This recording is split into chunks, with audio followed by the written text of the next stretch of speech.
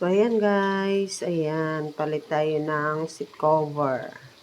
Ayan, akala nyo guys hindi ako marunong. Ayan, palitan natin ng seat cover. Yan, kasi butas na. Pang barako yan guys. So, ayan. Diba, o, tinanggal na namin yung bala ng shocker. Yung luma, yan na. Kasi pag hindi yan tanggalin, hindi mapapalitan. So, ayun guys, tanggalin natin kasi ayoko ng yung sapawan siya, ayoko. Gusto ko malinis yung gawa ko. Kaya yan guys. Akala nyo kasi hindi ako marunong. Porket babae ako, hindi ako marunong. So guys, ayan na. Ayan na, marunong pala ako. Baka magtaka kayo ng kababae kong tao. Hindi ako marunong ako magkabit niyan. Ayan. So, pag-aralan ko naman guys kasi wala kaming ibang magkakabit. Ayan. So, ayan guys. So, ayan guys. PM nyo na ako. Magpakabit na kayo ng seat cover nyo sa motor.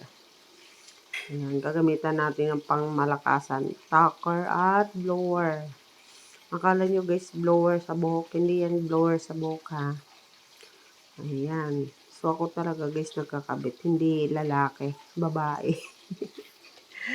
Ayan, babae talaga ang nagkabit ha. So, ayun na guys. Kaya ako nagkabit talaga dyan kasi ako, yung tinanggal kong yan, ako dati nagkabit.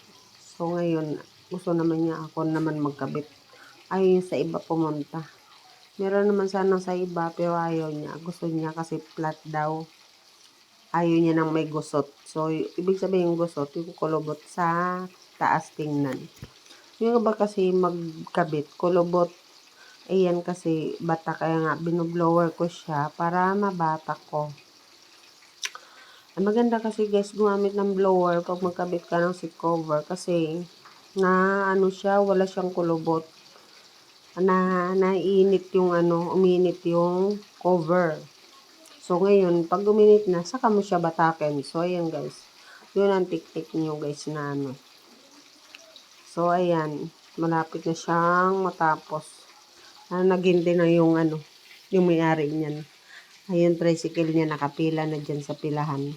Nagano ng pasahero kasi.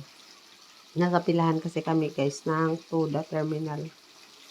Kaya ayan guys. Ayan, ginupit ko na yung mga nakausli na mga labas-labas. So, ayan guys, ang ganda na, diba? Ayan na guys. So, diba? Ang ganda. Wow! So, guys, PM na kayo. Magpakabit na kayo ng seat cover nyo.